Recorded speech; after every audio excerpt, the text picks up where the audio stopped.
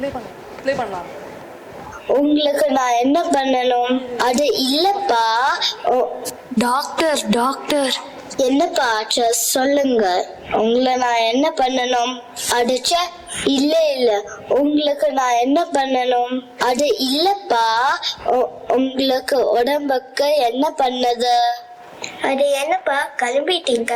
Doctor வைத்தியதாயின்னு board இருந்துச்சு.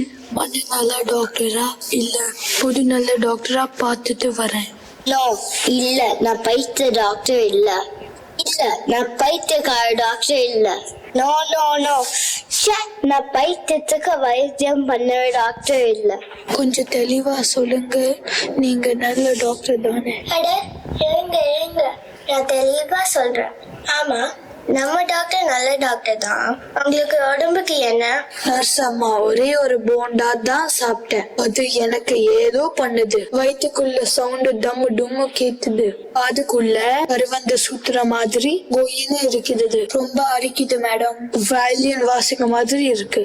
இப்போ உங்களுக்கு பிரச்சனை வயிறா, காதா இல்ல ஆயிப்பா? நர்ஸ் அம்மா, இங்க நான் டாக்டரா நீ டாக்டரா? இல்லம்மா, ஜஸ்ட் ஒரு டவுட். ஏதாவது ஒரு பிரச்சனைக்கு 9 நாள் ஆகும். எங்க பிரச்சனை என்னன்னே பிரச்சனை விளங்கிடும். ஏன் கண்டதை வாங்கி சாப்பிடுவீங்க? இல்ல, நானே செஞ்சு நானே சாப்பிட்டேன். அதான் இப்படி ஆயிடுச்சு. ஓ அப்படியா? இந்த 200 ரூபாய பிடிங்க.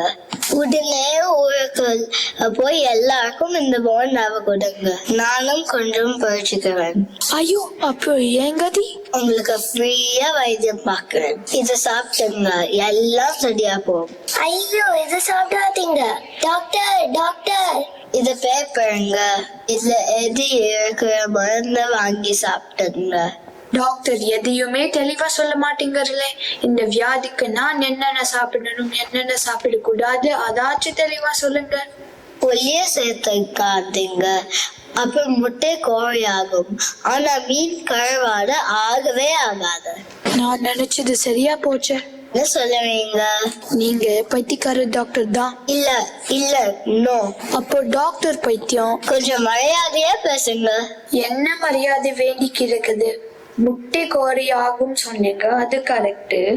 மீனை கருவாடு ஆகாது சொன்னீங்க, மீனை காஞ்சா கருவாடு தான் ஆகும். புளிய சேர்க்காதே சொன்னீங்க, நான் என்ன சர்க்கஸா வச்சு நடத்துறேன்? புளிய சேர்த்துக்க இப்படி ஏட்டிக்கு போட்டியா பேசினா அப்போ நீங்க பைத்தியம் தானே?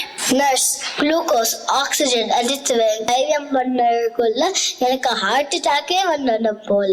சார், நீங்க தயவு சேர்ந்து ஊருக்குள்ள போய் இந்த போண்டாவை வித்துட்டு வாங்க. இது வைத்தியமா பைத்தியமா எனக்கு தெளிவா தெரியல.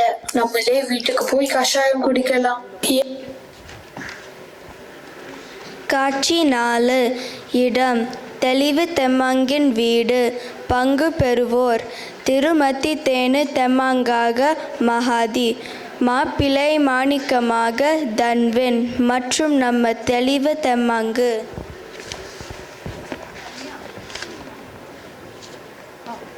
போஷன்